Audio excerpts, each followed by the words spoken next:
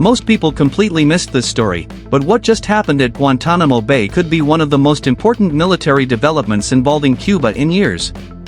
Because while tensions between Washington and Havana have been rising for months, America's top military commander responsible for Latin America suddenly met face-to-face with senior Cuban military officials. And here's the strange part. This meeting happened at the exact moment the United States is increasing military activity across the Caribbean, expanding pressure on Cuba's allies, and sending some of the strongest signals we've seen in years toward the communist-led island. So the big question is simple. Why now? Hey everyone, welcome back to Unix Media, I'm Matt. And today we're breaking down a surprising development that has many analysts watching very closely. According to U.S. Southern Command, Marine Corps General Francis Donovan met with senior Cuban military officials near the perimeter of the U.S. Naval Station at Guantanamo Bay. The meeting included Cuban Army Corps General Roberto Legrá Sotolongo and was described as a brief discussion focused on operational security and military safety issues. Now on the surface, that might not sound dramatic. Military officials from neighboring countries occasionally communicate to avoid misunderstandings and maintain security. But this situation is very different. The United States and Cuba have had a complicated relationship for decades, and meetings at this level are extremely rare. In fact, multiple reports describe this as the first engagement of its kind involving a SOUTHCOM commander in recent memory. And that's where things get interesting. Because this meeting isn't happening during a period of improving relations. It's happening during one of the most tense periods between the two countries in years. President Donald Trump has steadily increased pressure on Havana throughout 2026. His administration has expanded sanctions, intensified diplomatic pressure, and increased military activity throughout the Caribbean region. Reports also indicate the U.S. recently reinforced military deployments in the area, including additional Marines and naval assets.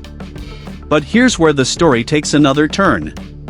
Just weeks before this meeting, CIA Director John Ratcliffe reportedly traveled to Havana for talks with Cuban officials. Then suddenly, America's top military commander follows with his own visit connected to Guantanamo Bay security discussions. That sequence has raised eyebrows among foreign policy observers.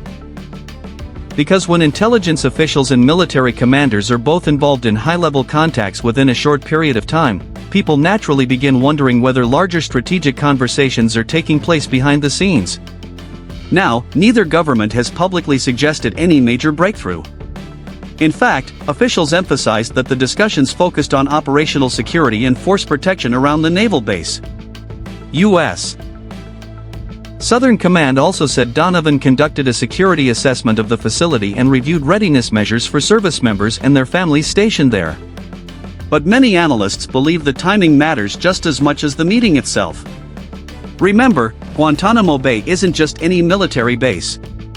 It's America's oldest overseas naval installation and one of the most strategically important locations in the Caribbean. For more than a century, it has remained a symbol of both U.S. military power and the long-running tensions between Washington and Havana. And honestly, this is what has many people paying attention. Because while public rhetoric between the two governments remains tense, both sides clearly understand the risks of miscommunication during periods of heightened military activity. A direct military-to-military channel could help prevent misunderstandings, especially when additional forces are operating throughout the region. Still, many questions remain unanswered. Was this simply a routine security discussion? Was it a warning? Was it a confidence-building measure? Or could it be part of a much larger strategy unfolding behind closed doors? Right now, nobody outside the governments involved knows for sure. What we do know is that a rare meeting happened, military activity across the Caribbean remains elevated, and both Washington and Havana appear to be carefully watching each other's next moves. And that's exactly why this story matters. Because sometimes the biggest geopolitical shifts don't start with public announcements. They start with brief meetings that few people notice. Then months later, everyone realizes those conversations were far more important than they first appeared. So what do you think? Was this meeting simply about security around Guantanamo Bay, or do you believe something much bigger is happening behind the scenes between the United States and Cuba? Let us know your thoughts in the comments below. If you enjoyed this breakdown, make sure to like the video, subscribe to the channel, and turn on notifications so you never miss the latest developments shaping America and the world. And as always, thanks for watching.